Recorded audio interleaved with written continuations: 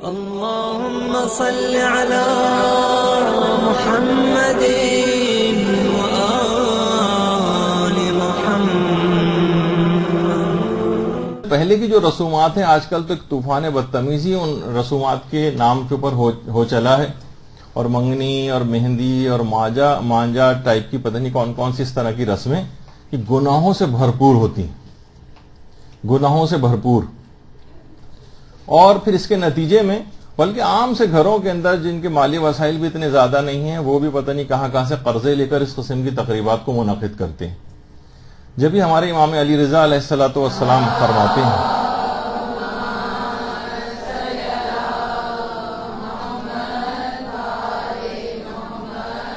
کہ بندے جیسے جیسے گناہوں کو نئے نئے طریقوں سے بجا لاتے رہیں گے تو خداوند عالم بھی ایسے طریقوں سے بلائیں بھیجتا رہے گا جنہیں وہ سمجھ نہیں سکیں گے۔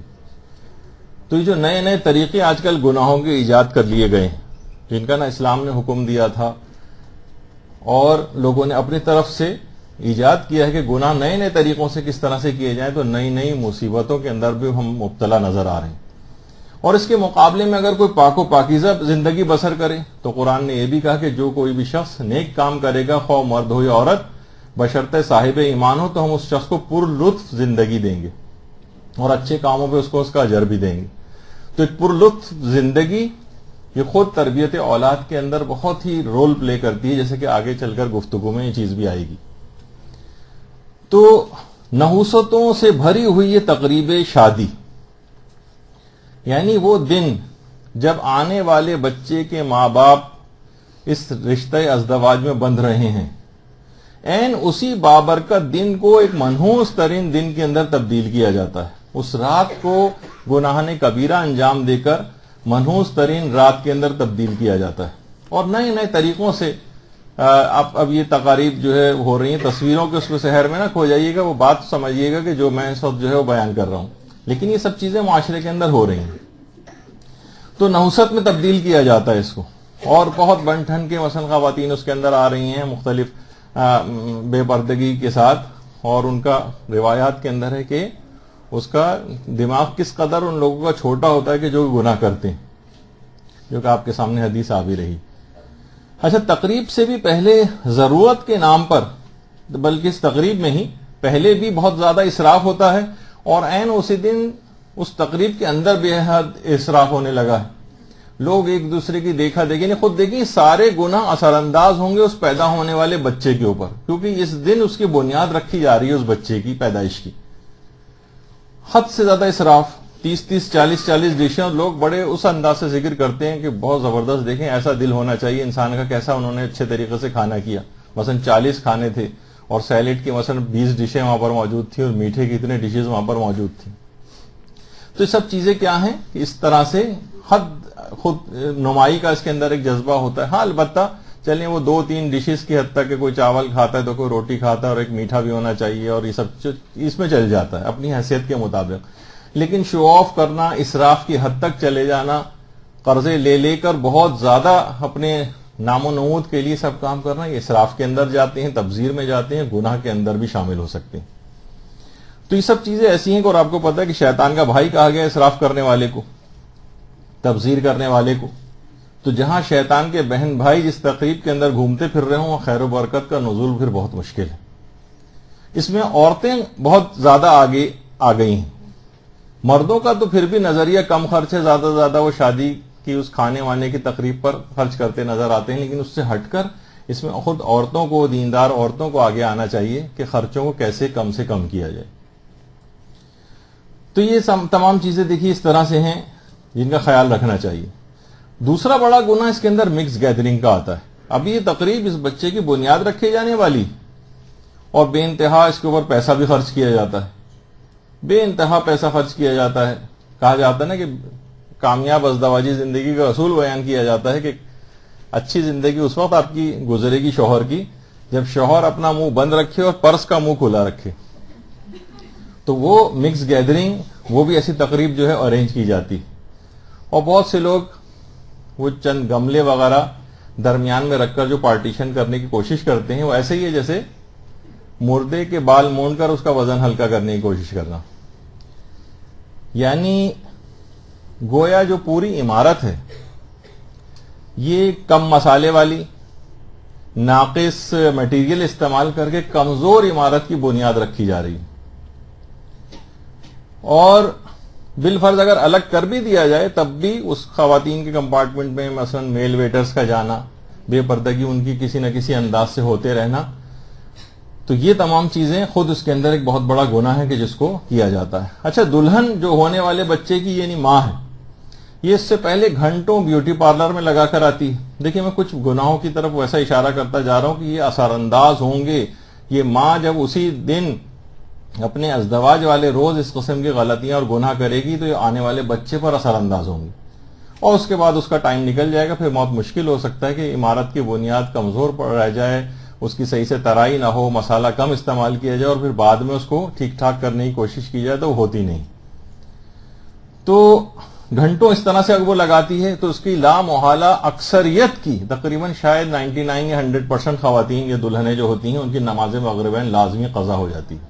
2-3 بجے سے وہ چلی جاتی ہیں تو ظاہر اس کے بعد اتنی دیر تک وضو کا برقرار رہنا وہ بھی پاسبل نہیں ہوتا. زندگی کے اس اہم ترین موڑ پر اس کا آغاز نافرمانی خدا سے ہوتا ہے، یعنی نمازوں کی قضا کرنے سے، جس کے متعلق ام حمیدہ فرماتی ہیں کہ امام جعفر صادق علیہ الصلوۃ والسلام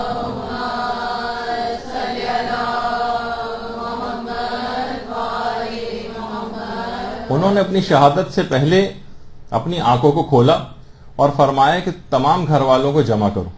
جب سب جمع ہو گئے تو آپ نے ان کی طرف دیکھتے ہوئے فرمایا، ہم اہل بیت کی شفاعت اس کو ہرگز نصیب نہیں ہوگی جو نماز کو اہمیت نہ دے، نماز کو سبک شمار کرے.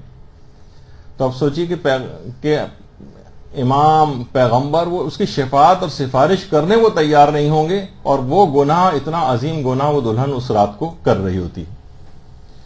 تو جو اپنے وضو کیوں کا نہیں کر پاتی ہے، وہ وضو سے نہیں رہ پاتی ہے، تو اپنے میک اپ پر اپنی نماز کو قربان کرنے والی وہ کبھی بھی دین کی قربانی دینے والے کی ماں نہیں بن سکتی. اور پھر اسی میک اپ کر کے اور پھر وہ نامحرموں کے سامنے سے گزر کر نامحرموں کی نگاہوں کا نشانہ بنتے ہوئے شادی کی تقریب میں آتی ہے. وہ خود ایک الگ سے ایک حرام ہے اور کئی حرام اس کے اندر ہوتے ہیں. پھر نامحرموں کے سامنے مووی بنواتی، وہ خود ایک حرام ہے. شوہر شاید سب سے آخری شخص ہوتا ہے جو اپنی بیوی کو دیکھ پاتا ہو. اس سے پہلے جو ہے وہ اس سے کہیں شوہر سے زیادہ محرم یعنی مووی والے وہ اس کو دیکھتے ہیں بے حجابانہ. اس لحاظ سے انتہائی شرم اور غیرت سے ڈوب مرنے کا مقام وہ محسوس ہوتا ہے. جبھی پیغمبر اسلام ختمی مرتبہ صلی اللہ علیہ وآلہ وسلم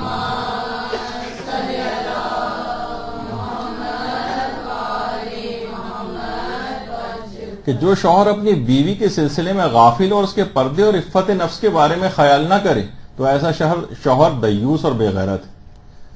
تو اب آپ اس سے اندازہ لگائیں کہ اس کی جو وہ بیوی ہے اس سے کہیں پہلے نامحرم اس کو اس انداز سے دیکھ رہے ہیں، تو یہ بہت ایک لحاظ سے ڈوب مرنے کا مقام محسوس ہوتا ہے. پیغمبر نے ایک دفعہ اپنے اصحاب سے دریافت کیا تھا کہ عورت کس وقت اپنے رب سے سب سے زیادہ قریب ہوتی ہے. یہ سوال جب حضرت زہرا سلام اللہ علیہ کے کانوں تک پہنچا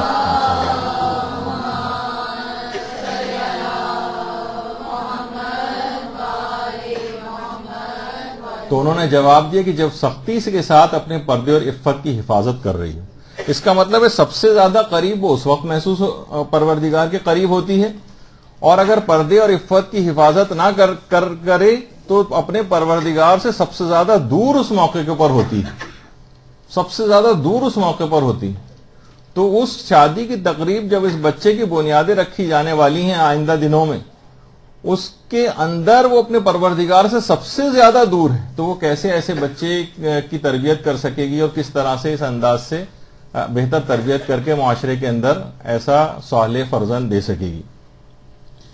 تو اچھا، پھر اس کے بعد کچھ خواتین کو کہا کہ چلو تھوڑی سی بہت مذہبی ہے دلہن، تو اس لحاظ سے یہ بھی کر دیا جاتا ہے کہ ٹھیک ہے اس کو تمام ہیوی میک اپ وغیرہ کر کے اس کے بعد اس کو صرف ایک اسکارف پہنا دیا جاتا ہے. یہ بھی کافی نہیں. ٹھیک ہے، سر کے بال کو چھپانے کا وہ تو ویسے بھی دوپٹے وغیرہ یا اس کے آنچل سے کور ہوئے ہوتے ہیں زیادہ تر کے، لیکن یہ کہ وہ بھی کافی نہیں ہوتا، اور پردہ یعنی اس کو بے حجاب ہی زیادہ تر سمجھا جائے گا، وجہ اس کی کہ جو میک اپ اس کے چہرے پر ہوتا ہے اس کو بھی چہرے کو بھی نامحرم سے چھپانا پڑے گا.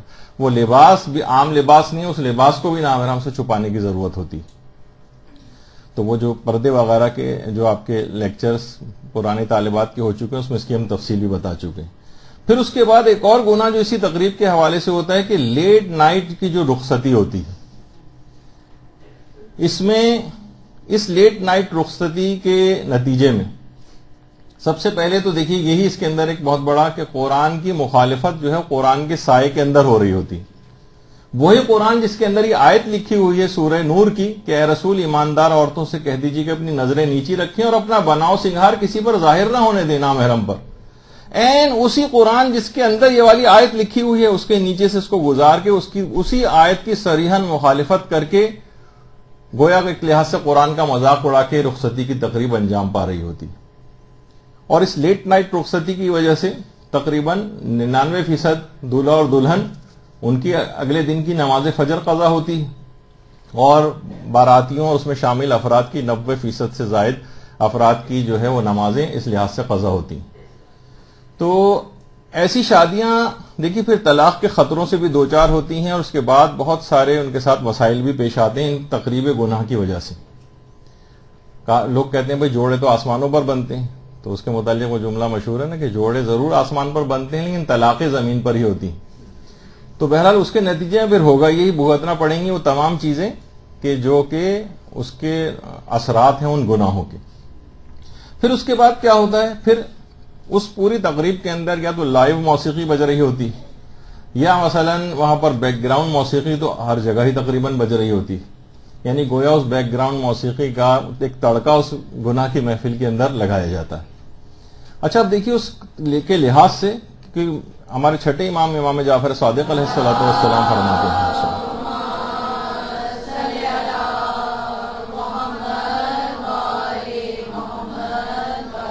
کہ جب کسی شخص کو خدا کوئی نعمت عطا کرتا ہے اور وہ بجائے اس کا شکر بجا لانے کے گانے بجانے کا اہتمام کرتا ہے تو وہ دراصل خدا کی ناشکری کرتا ہے.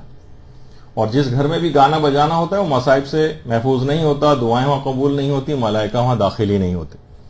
تو ایسی تقریب میں نہ وہاں کوئی ملائکہ داخل ہو رہے ہوں گے، خدا کی ناشکری وہاں پر ہو رہی ہے، اور وہاں پر کوئی بھی شخص مصائب سے محفوظ نہیں رہ سکتا. یعنی اس کے مطلب ہے کہ آئندہ زندگی کے اندر اس تقریب شادی میں یہ جو موسیقی کا حرام ہے کہ اس کے اندر ایک ایسی بے برکتی اور نحوست لے کر آئے گا کہ بعد کی زندگی پریشانیوں میں گزرے گی.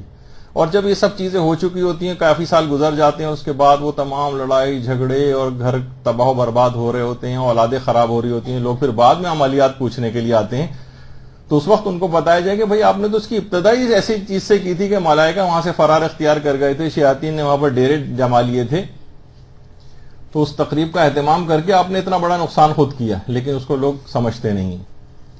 تو اس لحاظ سے اگر دیکھیں تو خود پیغمبر یہ بھی کہیں گے جب بھی تمہیں کوئی خوشی نصیب ہو، درود بھیجیے اللہم صلی علی محمد و آل محمد.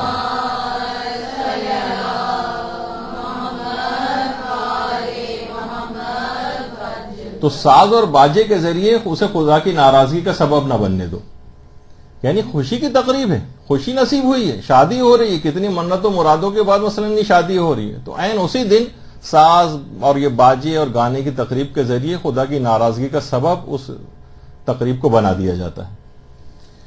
تو اور بھی اگر دیکھیں فقر و فاقہ اور نفاق پیدا کرتا ہے، بعد میں مالی حالات لوگوں کی کس طریقے سے جو ہے وہ خراب ہو جاتے ہیں، اور اسی طرح سے میدان قیامت کی جو سختیاں اور پریشانیاں ہیں وہ الگ ہوں گی.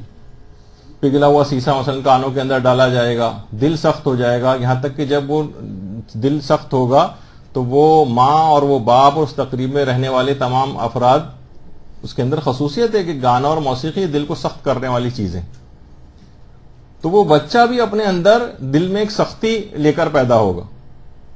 وہ ابھی آگے چل کر اس کے بھی ہم تفصیل بیان کریں گے.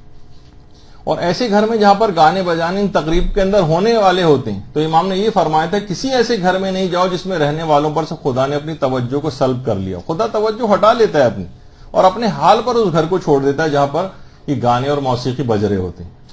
اب چاہے وہ گھر ہو، چاہے وہ آپ ہی کی زیر نگرانی کسی اور جگہ آپ اس کا اہتمام کریں، باقاعدہ اس کے پیسے بھی دیے جاتے ہیں، بعض اوقات بیک گراؤنڈ موسیقی وغیرہ کو لگانے کی یا پیکج کے اندر شامل ہوتی ہے وہ چیز، اور لوگ اس کو منع نہیں کرتے.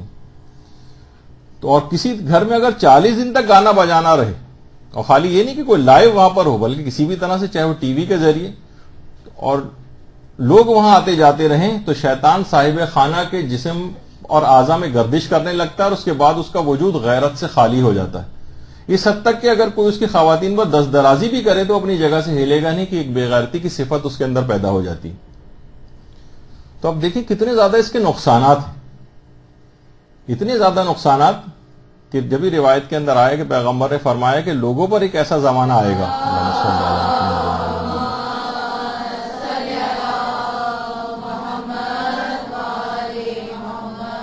شیطان لوگوں کی رگو پے کے اندر گردش کر رہا ہوتا ہے نا. ابھی پچھلی حدیث میں آپ نے دیکھا کہ لوگوں پر ایسا زمانہ آئے گا کہ ان کی اولادوں میں شیاطین شریک ہوں گے.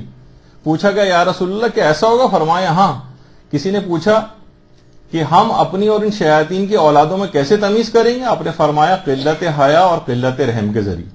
یعنی ان کے اندر آنے والی نسلوں کے اندر جو اس تقریب کے نتیجے میں اس طرح سے پیدا ہوئے ہیں یا پیدا ہونے والے بچے جن کی شیطان ان کی پیدائش کے اندر شریک ہے، یہ ان میں قلت حیا ہوگی. جب یہ حیا نظر نہیں آ رہی ہے لوگوں کے اندر، کس قسم کے مخرب الاخلاق پروگرام سارے گھر والے ساتھ بیٹھ کر ٹی وی کے دیکھتے ہیں، اور قلت رحم، ایک دوسرے پر رحم نہیں کرتے، ایک دوسرے کے اوپر کس طرح سے گھروں کے اندر مظالم نظر آ رہے ہیں آج. اس کا مطلب ہے کہ شیطان ان کی پیدائشوں میں شریک ہو گیا، اور یہ تمام چیزیں اس انداز سے ہو رہی ہوتی ہیں. اب یہ کیا ہے؟ دیکھیے اس کے اندر سب سے بڑا جو میں اپنے لحاظ سے ایک لحاظ سے بزرگوں کے ساتھ ساتھ مجرم سمجھتا ہوں، وہ دلہا اور دلہن بھی ہیں جو اس موقع پر بالکل ایک بکری اور بکرے کی طرح سے بیٹھے ہوئے ہوتے ہیں. وجہ اس کی کیا ہے کہ وہی لڑکی جو بھی اپنی پسند کی شادی کے لیے پورے گھر کو اس نے ایک کیا ہوا تھا اور چیخوں پکار مچائی ہوئی تھی، اور کیا کچھ اس نے طوفان بدتمیزی بعض اوقات برپا نہیں کیا ہوتا، اور اگر ایسی نہ بھی ہو تب بھی اور معاملات میں اپنے حق کے لیے بہت ساری چیزوں کے لیے بہت آواز کو اٹھاتی ہے. لیکن اس موقع پر جب وہ تقریب دوسروں کے ہاتھوں میں گناہوں سے بھرپور نظر آ رہی، جس کا نتیجہ بالآخر ان لوگوں کو بھگتنا پڑے گا، اس دولہا اور دلہن کو، یہ بالکل بکرے اور بکری کی طرح سے اس وقت خاموش بیٹھے ہوتے. اس موقع پر ان کو اٹھنا چاہیے کہ نہیں، ہم یہ حرام کام نہیں ہونے دیں گے. دولہا اسٹینڈ لے، دلہن اسٹینڈ لے، لوگوں سے بات کرے، رشتہ داروں سے بات کرے کہ نہیں بھائی فلاں فلاں چیز اس کی یہ بے برکتی ہے، یہ نقصانات ہیں اس کے. لیکن نہیں، ایسا نظر آتا ہے. تو یہ تمام چیزیں ایسی ہیں کہ اس میں والدین بھی اسی لحاظ سے شریک ہیں، لیکن جو خود صاحب معاملہ ہیں، جن کی شادی ہونے جا رہی، یہ اس موقع پر کیوں اس طرح سے بیٹھے ہوئے ہیں؟ یہ اس موقع پر کیوں بات نہیں کرتے؟ ان کی زندگی افیکٹ ہوگی، ان کے بچے افیکٹ ہونے کے جا رہے ہیں. اتنا بڑا نقصان نسلوں کو برداشت ان لوگوں کی کرنا پڑے گا. دوسرے تو ایک تماشائی کی طرح سے آئیں گے اور چلے جائیں گے، اثرات ان کے اوپر بھی ہوں گے، لیکن یہ تو براہ راست افیکٹڈ لوگوں کے اندر سے شامل ہوں گے. ان کو چاہیے کہ کچھ نہ کچھ اس سلسلے میں بولیں، آواز اٹھائیں، اور سختی کے ساتھ اس تقریب شادی کے اندر کسی گناہ کو نہ آنے دیں. تو اچھا، اب دیکھیے اتنی اہم تقریب ہے یہ کہ اسپیشلی اس تقریب کے لیے صدقہ پہلے سے دینا چاہیے. اس دن بھی صدقہ دینا چاہیے. خالی یہ نہیں کہ ویسی بلائیں، بلکہ جو گناہوں کی بلائیں ہیں یہ ساری دور ہو جائیں. اس میں ایسے افراد اس کے اندر کوئی گڑبڑ آ کر نہ کریں جو اپنی طاقت اور قوت کو استعمال کر کے بزرگ ہونے کے حوالے سے ان گناہوں کو انجام دلوائیں. تو صدقہ دینا چاہیے کہ پہلے سے عملی کوشش بھی کریں اور صدقہ بھی دیں گے، اس قسم کی چیزیں نہ ہوں. دیکھیے اس طرح سے کہ یہ جو شادی کی تقریب اور اس کے بعد آنے والے دن، یہ پروردگار کی اطاعت کے دن. یہی وجہ ہے کہ شہزادی کونین اور مولا امیر المومنین علیہ الصلوۃ والسلام اللہم صلی علی محمد وعلی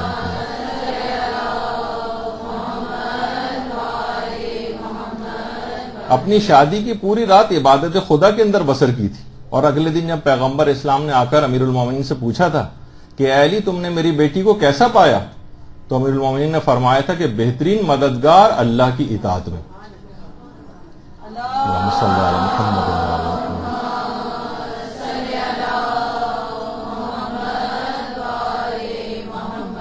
تو یہ مولا علی کے ماننے والے، یہ شہزادی زہرا کی کنیزیں، یہ اس تقریب کو گناہ کی تقریب بنا دیں، یہ بات سمجھ میں نہیں آتی. اپنے آپ کو سوچ بچار کرنی چاہیے کہ جن کے ماننے والے ہیں ان کی سیرت کیسی تھی اور ہماری سیرت کس انداز کی ہو رہی ہے. اچھا، اب لوگوں کی تربیت کے لیے دیکھیے کچھ چیزیں ایسی ہیں کہ جو پہلے سے اس طرف متوجہ ہیں، ان کو کچھ کام کرنا چاہیے. لوگوں کو ان چیزوں کا احساس کیسے ہوگا، کیسے بتایا جائے گا کہ کون کون سے حرام اس تقریب کے اندر ہونے جا رہے ہیں.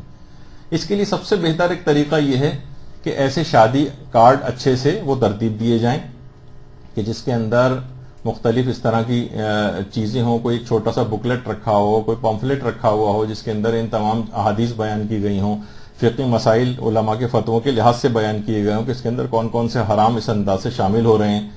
باقاعدہ اس طرح کے ایک عام سے جو کارڈ، شادی کارڈ ہوتے ہیں، بس اس وینیو لکھا ہوتا ہے، ٹائم، کھانا، بارات، یہ وہ فلاں چیز، اس طرح کی چیز. اس میں کچھ لوگوں کی ایجوکیشن کا بھی اہتمام اس میں ہونا چاہیے تاکہ اچھے سے شادی کارڈ دیکھیے ایک ایسی چیز ہے کہ اس کو ہر شخص، گھر میں موجود ہر شخص جو ہے اس کو کھول کے ضرور دیکھتا ہے اور پڑھتا ہے کہ کیا آیا ہے، کس جگہ پر ہے، کیا ہے. ہر شخص اس کو ہاتھ میں ضرور لے گا. تو اس کے اندر اگر بہت اچھے سی پرنٹنگ کے ساتھ ایسی چیزیں اگر موجود ہوں گی کہ جس کے اندر ٹھیک ہے، لوگ کو کہیں گے بھائی یہ تو ایسا نہ ہو کہ نہیں، بے ادبی کیوں ہوگی. جس طرح آپ کتابوں، کاپیوں، اخبارات، اس کے اندر بھی قرآنی آیات، احادیث لکھی ہوتی ہیں. لوگ اس طرح سے کوڑے میں تو نہیں اٹھا کے پھینکتے ہیں، کسی جگہ رکھیں گے سنبھال کے اس کو. اور اگر اس انداز کی ہوگی جس میں قرآنی آیات سے آپ استفادہ کریں، احادیث مبارکہ سے کریں، فتووں سے استفادہ کریں، لوگوں کو اہمیت کا احساس دلائیں کہ دیکھیے یہ تمام چیزیں تقریب شادی کے اوپر کے اندر نحوست لانے والی ہیں. اس میں باقاعدہ جب گناہوں کا احساس دلایا جائے گا تو لوگ اس گناہ کو کرتے ہوئے ڈریں گے. ابھی تو پہلا مرحلہ یہ کہ واقف ہی نہیں ہے کہ اس میں کون سے گناہ ہو رہے ہیں آج کل. تو یہ تمام چیزیں ایسی ہیں. اچھا، جب یہ شادی ہو جاتی پھر اس کے اگلے ہی دن یا 2-3 دن بعد ولیمے کے نام پر یہی تمام گناہ دوبارہ نئے سرے سے ریپیٹ کیے جاتے ہیں. وہی مکس گیدرنگ، وہی تمام عورتوں کا نامحرموں کے سامنے بن ٹھن کر آنا، وہی میک اپ کرنا، وہی نمازوں کو قضا کرنا، کیونکہ وہ پوری تقریب بالکل ویسے ہی اس کا ایک ریپلے ہوتا ہے شادی کی اس گناہ کبیرہ کی تقریب کا دوبارہ سے اگلے ہی دن یا چند دن کے بعد. اچھا، اب اس کے اندر دیکھیے ایک تجویز ہے. اس پہ تو خیر بہت سے لوگوں نے اس پر عمل کرنا بھی شروع کر دیا ہے اور وہ کم خرچ بالا نشی والی بھی ہے. کہ وہ یہ ہے کہ اگر تاکہ یہ گناہ ریپیٹ نہ ہو اور خرچ بھی کم آئے، ایک ہی دن کے اندر شادی اور ولیمہ دونوں کیوں نہیں انجام پا جائیں. لڑکے والے اپنی طرف سے تمام لوگوں کو بلا لیں، جن کو ولیمے میں بلانا ہے اسی کے اندر دونوں پارٹیز آپس میں طے کر لیں. ایک کوئی بڑا سا ایک وینیو یا ہال، لان یا کوئی بھی اس طرح کی چیز منعقد کر لیں، تقریب شادی اور اسی کے اندر ہی ایک لحاظ سے ولیمہ. اب لوگ کہیں گے نہیں ولیمے کا تو الگ، تو ولیمے کا الگ سے بھی ثواب وہ بھی آپ کو حاصل ہو جائے گا اس کے اندر. اور دوسری بات ہے کہ ولیمہ تو دیکھیے لوگ کہتے ہیں ولیمہ تو کرنا مستحب ہے، تو ایک مستحب کام کو کرنے کے لیے جائیں اور ہزاروں حرام کام اس کے اندر ہو رہے ہوں تو آپ خود سوچیے نا، جبکہ آپ ان حرام کاموں کو ختم بھی نہ کر پا رہے ہوں تو اس مستحب کام کو پھر کرنا شاید جائز بھی نہیں ہوتا ہے. لیکن ابھی ہم اس طرف تو نہیں جا رہے کہ اس کو حرام کہتے ہیں ولیمے کو، لیکن بہرحال جو تقریب ولیمہ ہو رہی ہوتی ہے زیادہ تر وہ حرام سے بھرپور ہو رہی ہوتی. تو دونوں پھر اس تقریب کا جو بھی خرچہ اس کو آدھا آدھا کر لیں تو خرچ بھی بہت کم ہو جائے گا.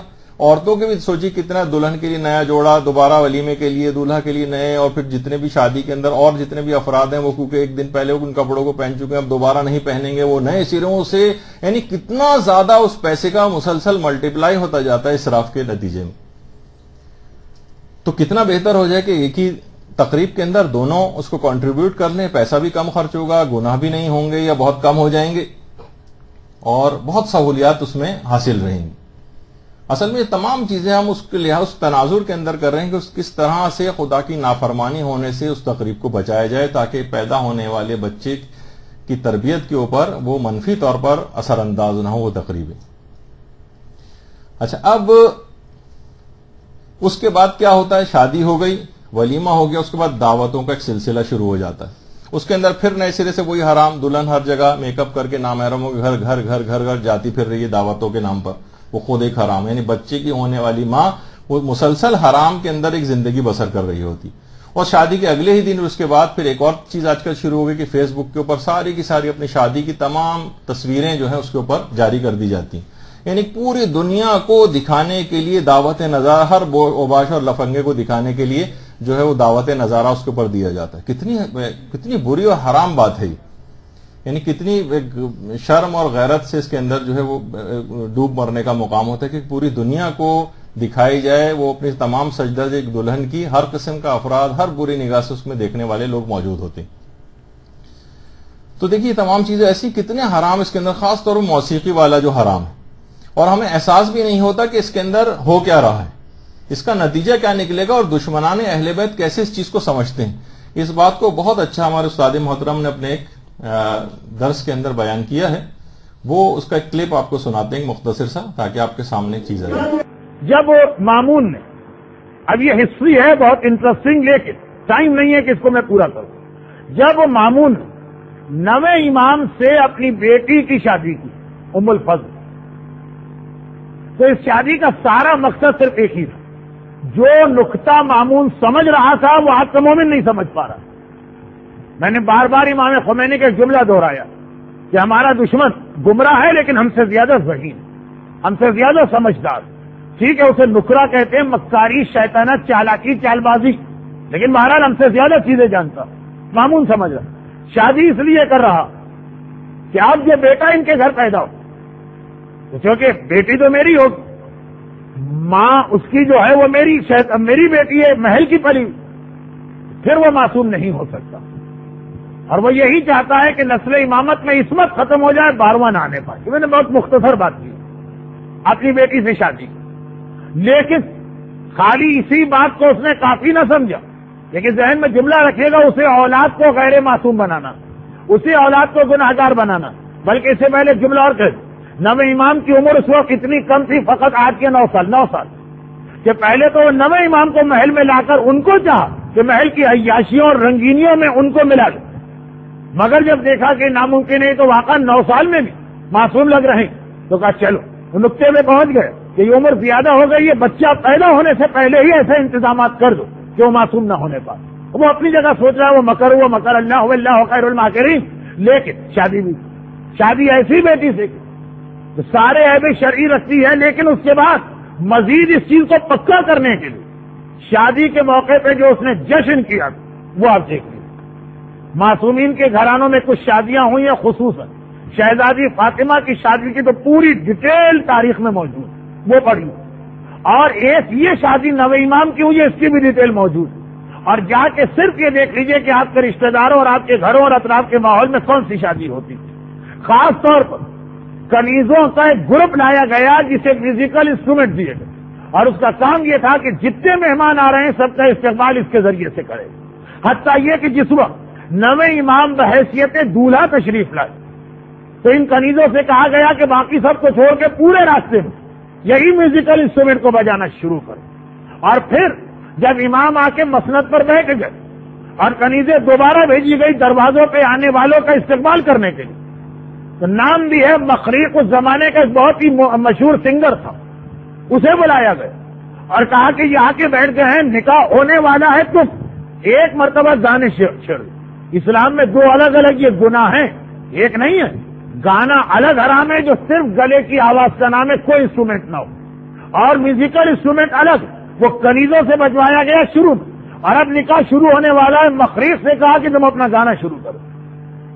لیکن جیسے ہی اس نے گانا شروع کیا، امام نے نگاہ غضب سے اسے دیکھا، کہا اتق اللہ عدو اللہ، آئے اللہ کے دشمن، اللہ سے ڈر۔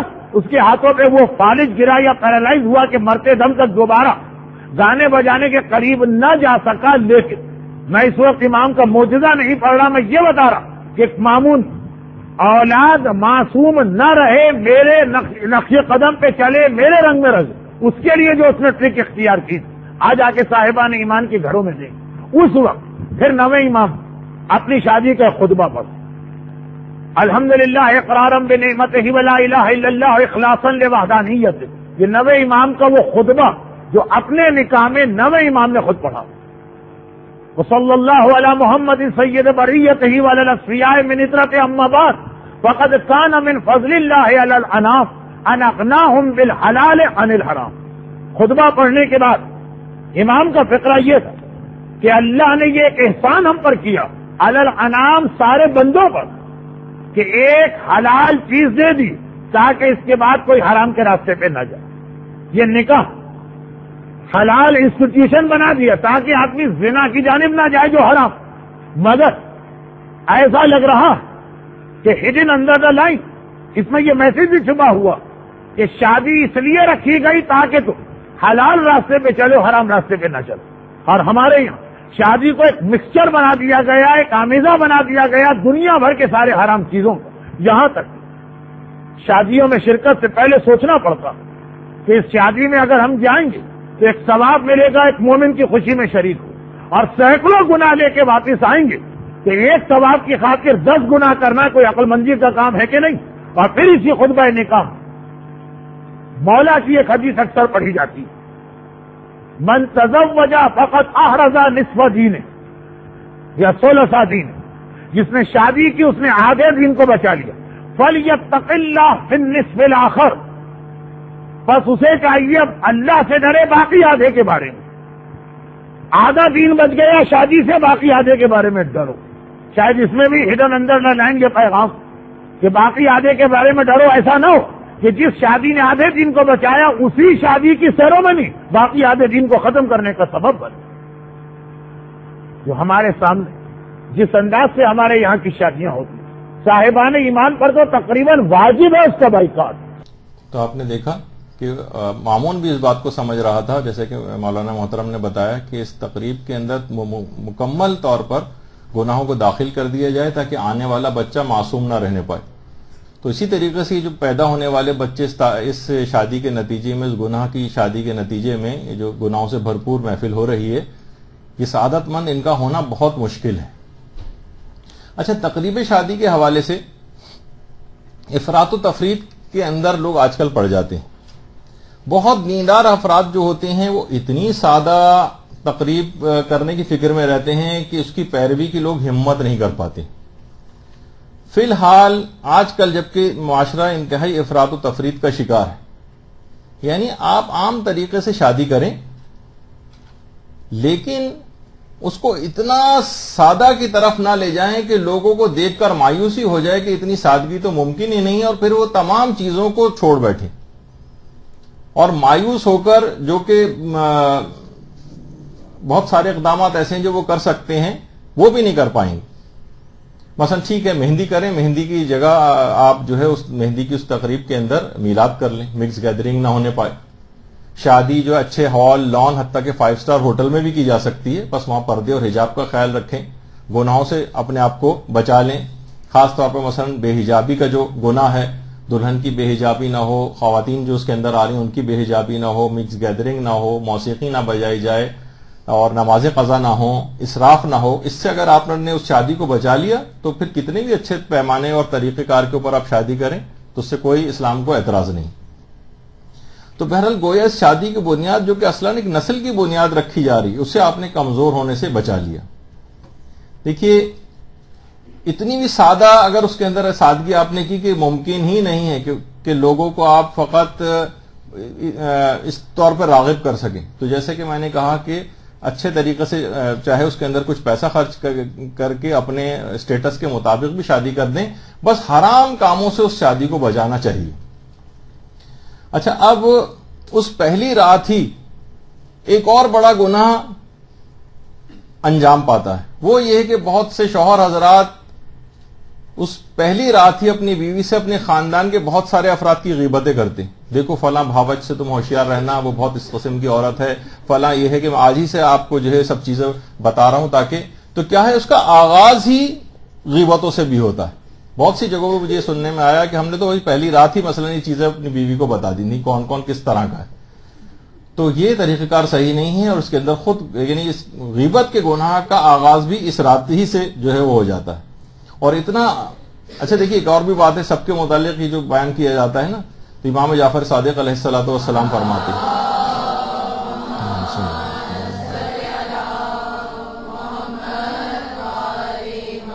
امام فرماتے ہیں کہ لوگوں کو اپنے سارے حالات نہ بتایا کرو، کیونکہ اس سے ان لوگوں کے نزدیک تمہاری قدر و منزلت جاتی رہے گی. تو آپ نے سب چیزیں بتا دی، وہ آپ ہی کے رشتہ دار ہیں، اور آپ نے تمام لوگوں کے گناہ اور اس طرح سے ان کی غیبتیں کر کے ان کے سارے حالات بتا دی. کل کو وہی تانے دے رہی ہوگی یا وہ تانے دے رہے ہوں گے وہ صاحب، اگر اس طرح سے ایک دوسرے کے رشتہ داروں کے بھی حالات بتائے گئے. تو لوگ سوچتے ہیں کہ آپس میں انٹیمیٹ رشتہ ہے ہمارا اتنا، تو اس میں تو ہر ایک کی باتیں جو ایک دوسرے کو بتا سکتے نہیں، ایسا کرنا حرام ہے. اچھا، اب اس کے بعد اب ازدواجی زندگی جو ہے وہ اور آگے بڑھے گی. اچھا، اب اس میں جو کپلز وغیرہ ہیں اس کے بعد جو زندگی گزارتے ہیں اس میں فلمیں دیکھی جاتی ہیں اور رومانٹک ڈرامے دیکھے جاتے ہیں اور پھر ہنی مون ٹور کے اوپر جایا جاتا ہے. اس میں بھی میک اپ کے حرام ہوتے ہیں، بدحجابی ہوتی ہے، سفر کیے جاتے ہیں، اس میں اس کے اندر نمازیں قضا ہوتی ہیں. اور پھر وہاں سے واپسی کے بعد جب ایک عام زندگی شروع ہوتی ہے تو اب سسرالی رشتہ داروں کے ساتھ ان کے اعتراضات، کینے اور غیبتوں کا جو ہے آغاز ہو جاتا ہے. اور یہ وہ گناہ ہے کہ جس طرح روایتوں میں آیا کہ سارے اعمال کو اکارت کر کے رکھ دیتا ہے غیبتوں کا گناہ. اب یہ جاتی ہے اپنے بہو جو ہے میکے جاتی ہے، اپنی ساس نندوں کی برائیاں کرتی ہے، اور اسی دوران دیکھیں جس وقت بچے کی بنیادیں رکھی جا رہی ہوتی ہیں اسی میں یہ سارے حرام کاموں کا آغاز ہو جاتا ہے، اور مرد بھی اس کے اندر اس لحاظ سے حصے دار ہوتے ہیں.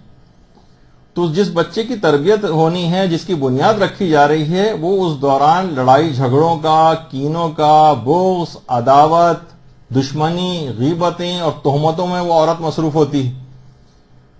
اور یہ سب چیزیں آنے والے بچے کے اوپر اثر انداز ہوتی ہیں. اور پھر لڑائی جھگڑے جو ہوتے ہیں ظاہر ہے اس میں سب لوگوں کی بے عزتی ہوتی ہے. تو جو شخص بھی اپنے گھر والوں کی بے عزتی کرتا ہے وہ زندگی کی مسرتوں سے ہاتھ دھو بیٹھتا ہے. برحمتك يا أرحم الراحمين وصلى الله على محمد وآله الطاهرين.